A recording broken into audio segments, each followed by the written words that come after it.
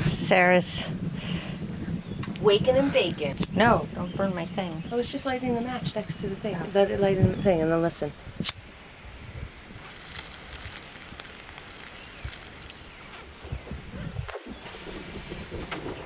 Sound of marijuana. Just kidding. I just figured it would be good for effects. That's my sister, Sarah. She's a proud, high-functioning stoner. It's 9 a.m., by the way. 9 a.m. As you may have gathered by now, for my family, weed was always there. There's this one story from my childhood that really sums it up. Some may raise an eyebrow when they hear it, but it's one I've always loved. We recently revisited the story with our dear friend, Patty Campbell. She was the director of social work at my nursery school where the incident took place. Picture this. It's 1976, Braxton County, West Virginia. Little Jamie just sat down to circle time. Everyone is getting ready to sing a song. But Jamie and her two friends from their Back to the Land community are doing something different. Here's Patty. And there you are in the circle. And all of a sudden you start modeling the grown-ups and passing the joint around. And it was quite the stir. I was 3 years old. Here you are, little kids. And what do you do as a 3, 4, or 5-year-old? Do you do what your parents do? You know, we often were in a circle playing music, smoking pot. And that's exactly what you were modeling in that little group. Patty and one of the preschool teachers were both from the Back to the Land community too. They thought our make-believe pot smoking was pretty funny. The other preschool teacher was less amused. Her husband was a state trooper. It was so cute, but not good. So there you have it, my early influences in a nutshell. Or rather, a roach clip. A few 3-year-olds pretending to get high during circle time may seem pretty far from answering my question from the last episode, the one about why Marsha thought her drug dealing would never get her in trouble. But it's all related, and it gets way more dramatic. I'm Jamie Zellermeyer. And I'm Karen Zellermeyer. And this is I Was Never There, Episode 6. I hear her voice in the morning as she calls me. Radio reminds me of my home far away. Driving down the road, I get a feeling like I should have been home yesterday.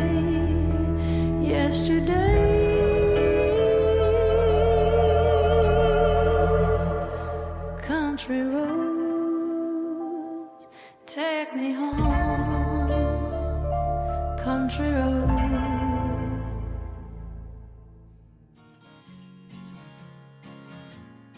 When I got down to West Virginia in 1973, everything about my life was new.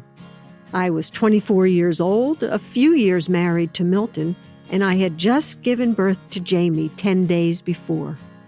The 262 acres that we bought in Braxton County for $16,000 had nothing on it except a ramshackle farmhouse. It was on us to build our own home. Step 1 to living self-sufficiently. We decided on a geodesic dome, 20 feet high, 40 feet across, constructed out of triangles with absolutely no right angles.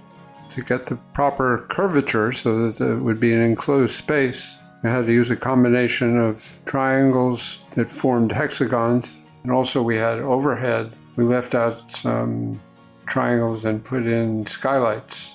But there were also problems with sealing the edges, making them waterproof. I mean, in some way I didn't know what I was doing, which was a continual problem, but came up with our own solutions. And it was a good effort. I had a lot of good times there. That's Milton, Jamie's dad. Milton built our dome with help from our friends and my cousin Michael. It had a gorgeous staircase made from 10 different kinds of wood, all grown on our farm, along with a big fireplace built from stones we gathered from local streams. We made plenty of mistakes along the way, but when it was done, the dome was gorgeous. The locals called our dome that round house. And because our land was in an area called High Knob, named because it's one of the highest points in the county, they called us and our group of friends the High Knob Hippies. In the beginning, there were 15 or 20 of us living in the vicinity of the knob. We had potlucks and dance parties and solstice celebrations and music jams. We helped with each other's building projects and harvests, caught each other's babies, and of course, through it all, we got high.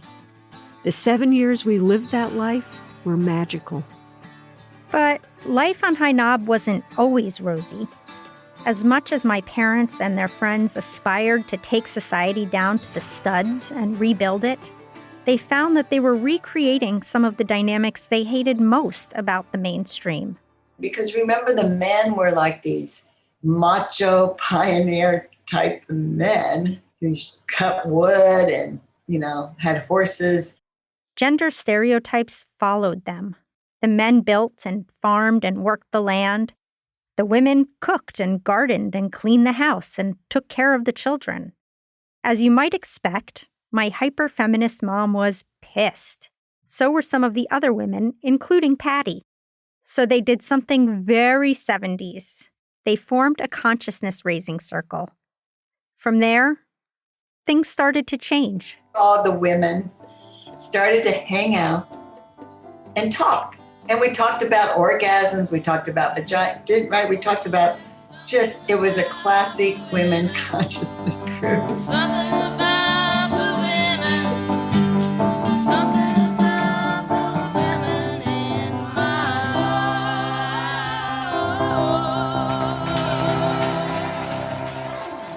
heart. I remember the start of that consciousness-raising circle vividly. At our first meeting, the 2 lesbians in the group made a prediction.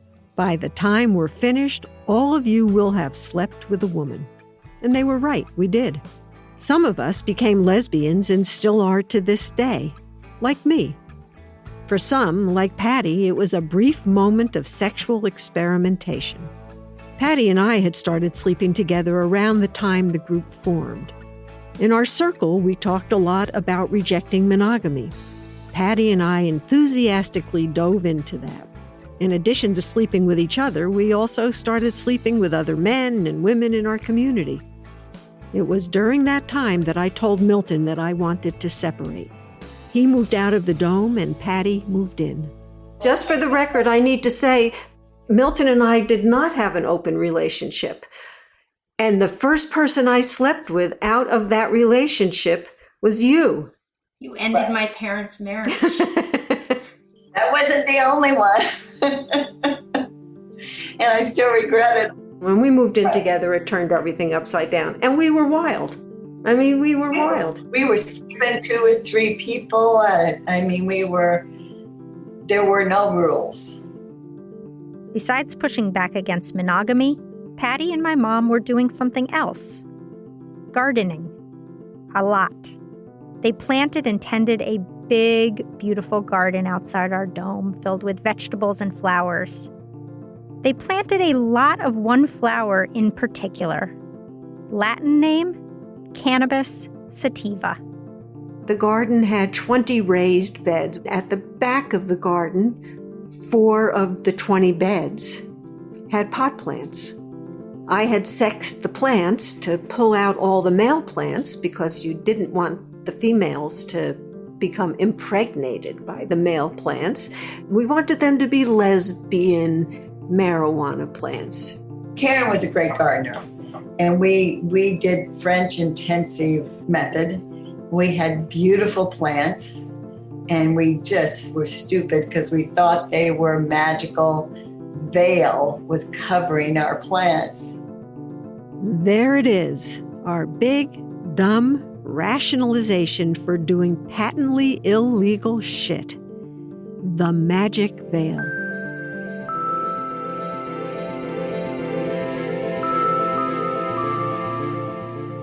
Patty and I would talk about this veil protecting our garden. We'd joke that anyone who had ill will towards us or our plants just wouldn't be able to see them. And even though we were kind of joking, we also kind of believed it. Part of our belief was logical. The dome was out in the middle of nowhere, far from any public roads, with no view of any other houses. And part of it was ideological. We felt it was ridiculous that pot was criminalized. This, plus the fact that we were young, attractive, and white, amounted to an utter certainty that nothing bad would happen to us. Looking back, I see now that Patty and I were out of our fucking minds. When I hear how cavalier my mom and Patty were about growing marijuana and how many risks Marsha took to procure it, I'm both amazed and completely unsurprised. If you think you're invincible, you do whatever you want. I didn't fully get the extent of that until I heard this story from Patty. When did we go to Jamaica and had Jamie carry? What? Tell me, Patty. I met up with a Jamaican man on the beach. And it was like, I don't know where we got the idea to bring back hash oil.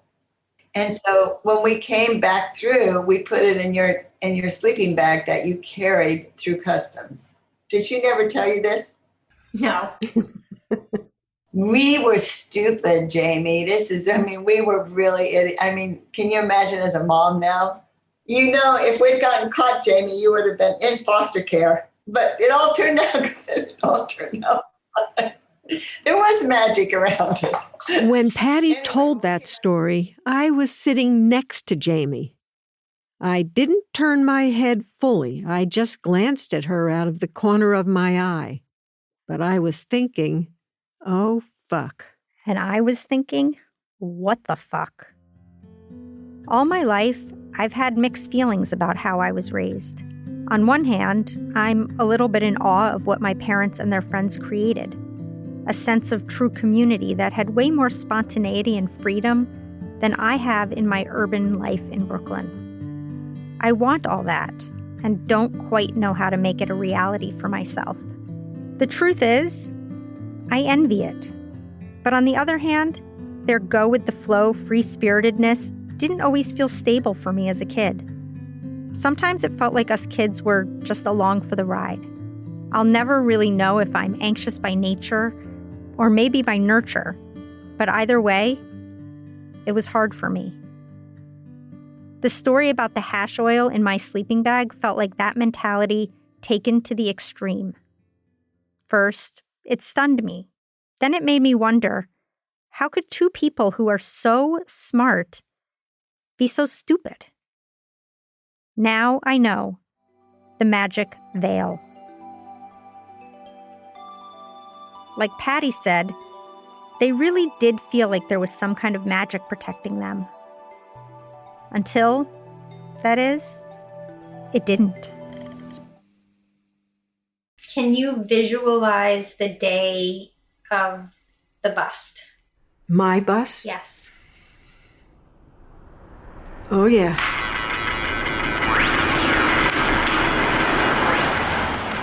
We're driving in the car. We're coming home from the watershed. Lovely July, late afternoon, early evening, and feeling good. We're in the car. You're all Kids in the car. Everybody's in the Sarah's car. I'm in the car. Everybody's in the car, chattering away. Patty does her screaming. She was in Gestalt therapy, which was about letting your emotions out. Sometimes she would pick Sarah up from daycare, and Sarah and Patty would drive out to the farm with the windows open, screaming at the top of their lungs. We're driving. Screaming. You're happy. I'm not screaming, but I wasn't a screamer. And we bump into Burton at the church, right? And remember, the church is where we would turn down the road. Burton's your neighbor. Burton is our neighbor and very dear friend. And he stopped us. You run into Burton, who's your neighbor, who you had bought the land with originally. Correct, Burton. And he says, The state police were here. They were down at your farm. They took all your plants. You got busted. I can almost conjure up what happened to my body, the sense of absolute panic that I felt and worked very hard to hold down. Almost like darkness. It was like almost darkness in my head. Our desks had been ransacked, books. I mean, it was a total mess. And there was a note on the table from the state trooper, J.W. Morris, saying, "As you can see, we were here. Call us." And he left a phone number. So you call him. So I called him, and we see, I mean, like our herbs were gone. Like I used to buy some herbs in bulk from the food co-op, and like bags of parsley were missing. And Right. They took your teapot. They took the cookbook for anarchy, the anarchist cookbook. Did you ever get that back? we never got anything back. Never got the teapot back. Nothing. And I called JW and said, what do we do? Do we have to come in? He said, no, you don't have to come in today. You can come in the morning. You all need to come in the morning, and it's okay. We know you're not going to go anywhere, and just come down to the magistrate's office in the morning. And, tell Milton he has to come down too. So what happens next? That morning we get up and Patty calls in to work, and they already knew, and they told her not to come back. I was kicked out of my job without, just bam. Never go back. Don't say bye to your clients. I had this whole fantasy that nothing was going to happen. They would give us a little slap on the wrist. But when we went into the magistrate's office, they said we had to each pay $2,000 to stay out of jail. And the only way we could do that was to sign over the farm. And I refused because I had this fantasy that if I had to go to jail, I would just take the kids and run. So I wasn't going to sign over the farm, so that's when they put us in jail. My mom's booked and Patty's booked. George Cooper, a local attorney, is let into the cell to talk to them. He advises my mom to sign over the farm. She refuses. Whatever they decide, George tells my mom and Patty they'll need a lawyer. He invites them to come and talk when they're released. A few hours later, the jailer lets them out. Burton's outside waiting for them. As co-owner of the land, he had signed over the farm. He just couldn't stand seeing us in jail. It was making him crazy, so he signed us out. That's when I take George up on his offer to talk. By now, Milton has driven down from Morgantown, and the three of us go to George's office together. George tells Milton he has nothing to worry about. Even though his name is on the deed, everyone knows that we're separated. He's going to law school and he lives in Morgantown. George says they don't have a case. He tells Patty she'll be okay too. She has a respectable job in town. In court, he'll say she rents a room from me, goes to work, and has nothing to do with what happens on the farm. Then he looks at me. You, Karen? Got a problem. In the 6 months between being busted and our court dates, we were scared shitless. I was so stressed some of my teeth came loose. I was the first to go to trial, and when it finally happened, we got lucky. The prosecution really fucked up their case. What the prosecution needed to do to win their case was prove the pot they found belonged to my mom. But as my dad explained to me, it wasn't so easy to connect her to the land where the troopers found the plants. Mom is accused of possessing marijuana with intent to manufacture. And you'd think possession is kind of easy to prove, but you have to actually witness somebody in possession of the substance. Or if you don't do that, you can say that her ownership established that she possessed what was in the garden or in the dome. And the way to do that is to look at the deed for the property and point to where the garden was on that paper. Easy, right? Not really. You go out to the property and it's just land. It doesn't have boundary markers painted on the ground. And without those markers, turns out matching the land in question to the map on the deed can be quite difficult. So in this case, the prosecutor had the trooper on the stand and handed him a deed and asked, "Is this the deed that you looked at when you got the search warrant?"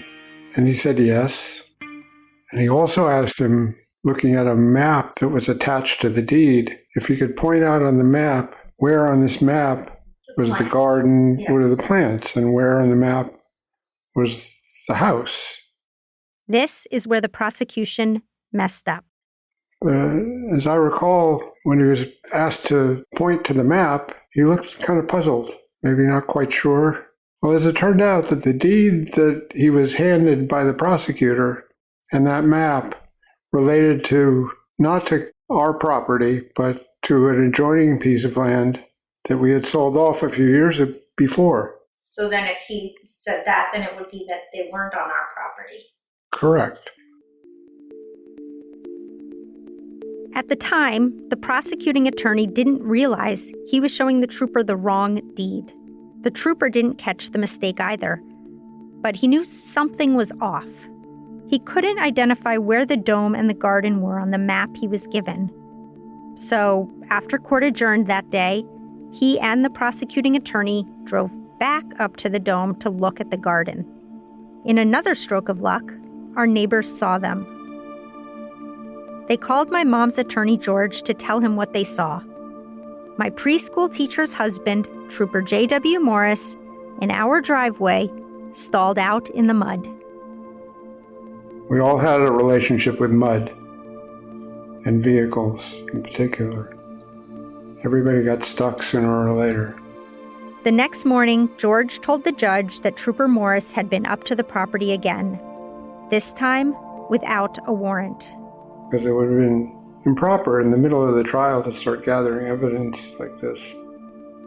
We get in the next morning after the state troopers had gotten stuck in our yard, and our attorney actually says to the judge, we need to go into chambers. Something happened, we need to go into chambers. And we all go into chambers. And George Cooper says, Your Honor, I don't know what happened, but there was a police car out stuck in the mud in the Zellermeyer's front yard. And the trooper goes, Why, Honor, that was just me and the prosecuting attorney. We got a little confused yesterday, so we thought we'd go out there and look around. And George Cooper says, They can't do that, Your Honor. My client's a Jew. She knows what happened in Nazi Germany. First, they say they don't need a search warrant to go in the yard, but then they're going to say they don't need a search warrant to go in the house. And my clients know what can happen in the world, and that's not okay. This is, a serious breach of conduct. And it's showing that the case is sort of falling apart. And at that point, the judge said, I need some time to think about this. Y'all give me some space. And it was at that point, while we were on break waiting to get called back in, that for the first time, the prosecuting attorney offered me a deal. And George Cooper said, We'll probably win at this point, but I'm costing you a lot of money, so you may want to just take the deal. And I did. The deal was to plead guilty to simple possession, which was a misdemeanor rather than a felony, serve 6 months probation, and pay a $500 fine and expungement of the record. The rest of it went the way George said it would. My dad's charges were dropped later that night, and it took another 6 months before they offered Patty a deal of 2 years probation with a $500 fine. But eventually they did, and it was over.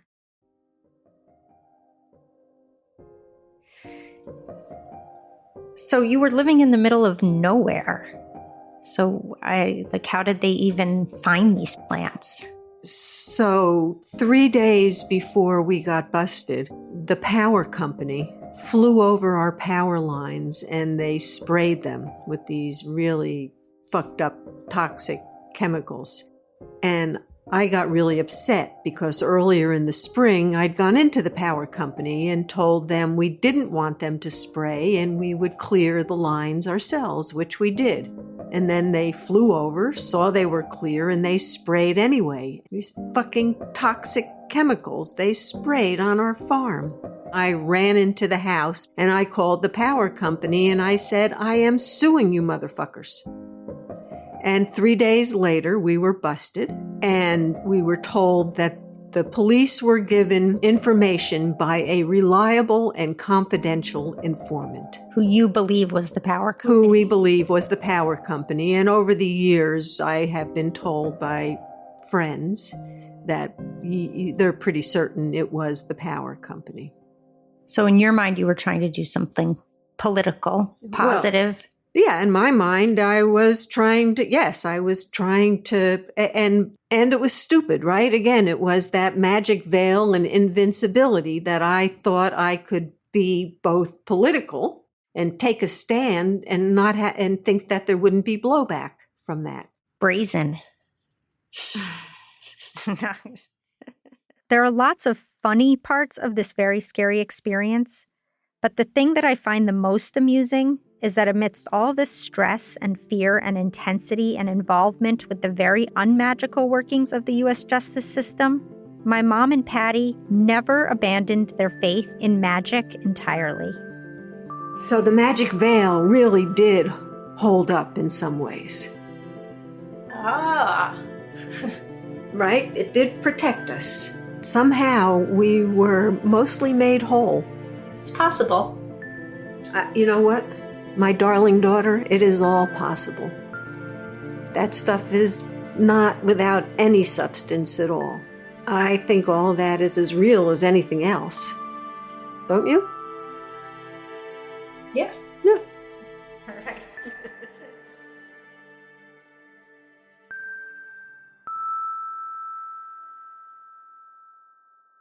When my mom's trial was over, George Cooper handed her a bill for $10,000.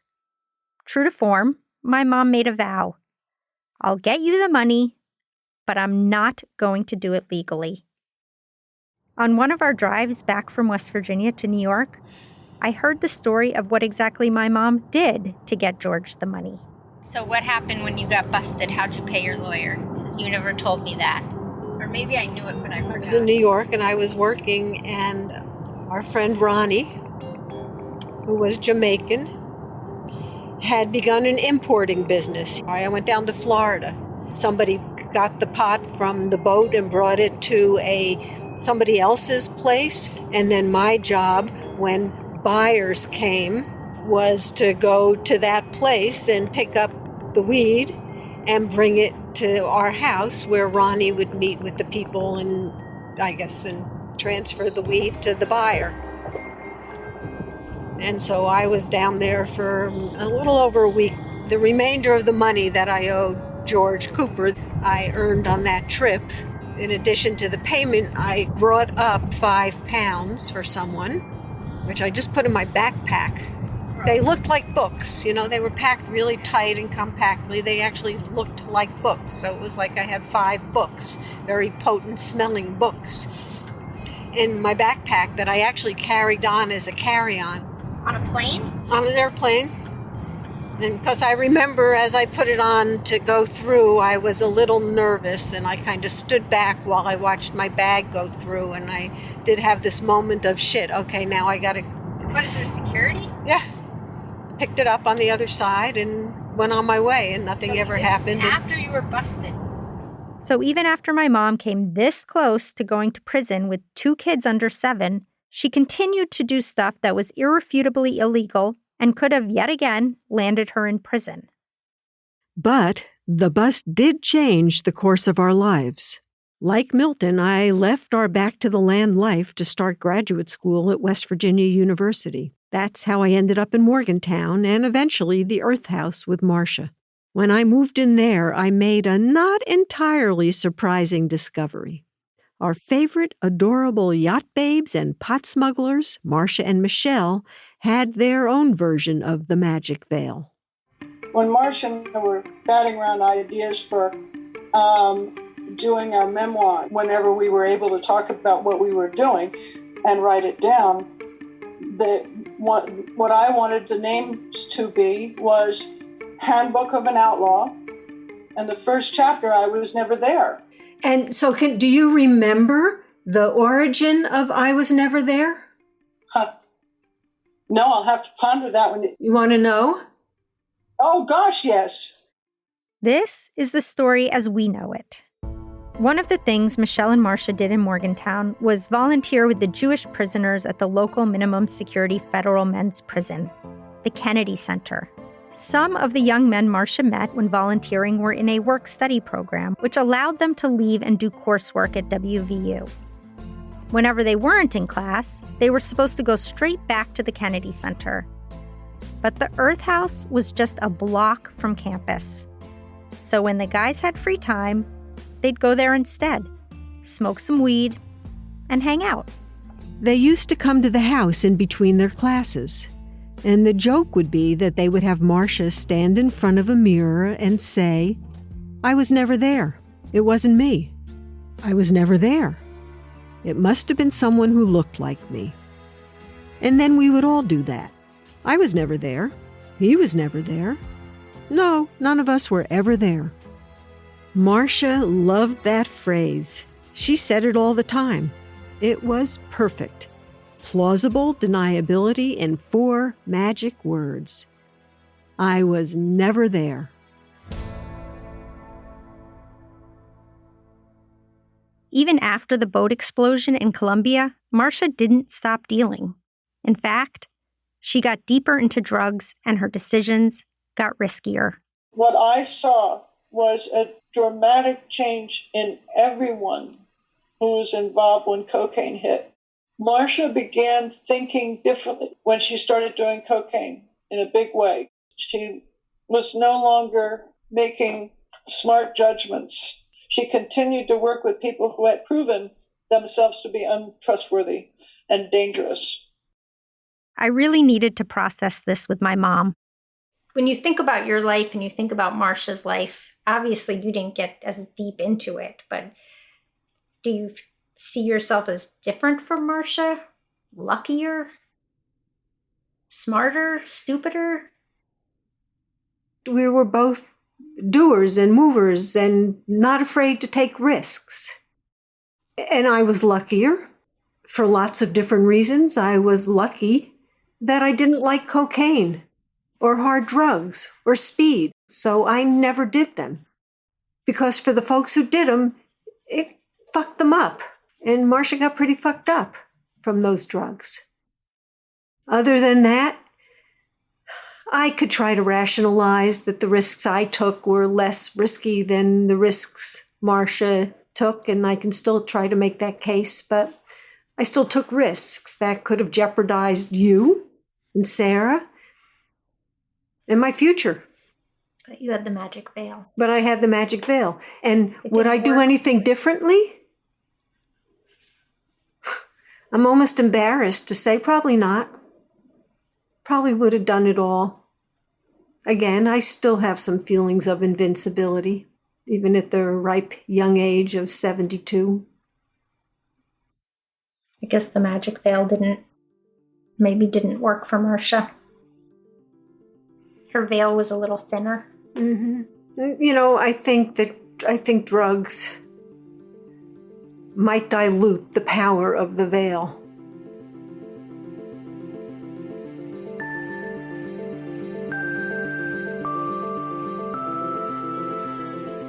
In the first episode, I asked a question.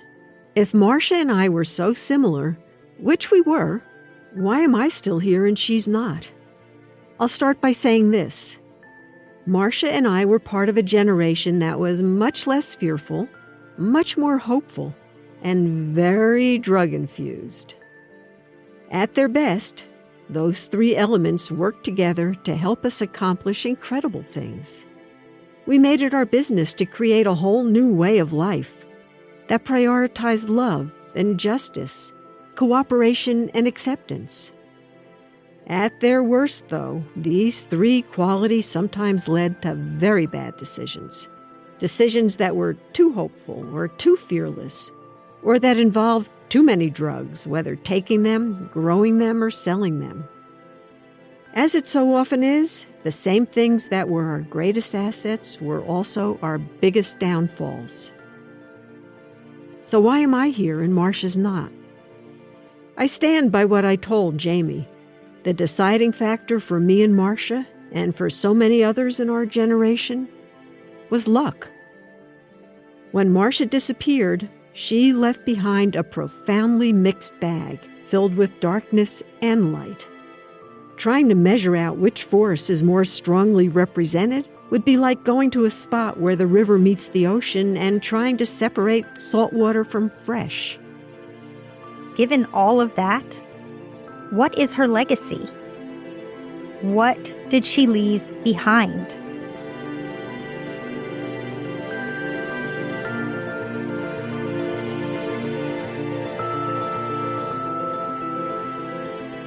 I Was Never There is a Wonder Media Network production.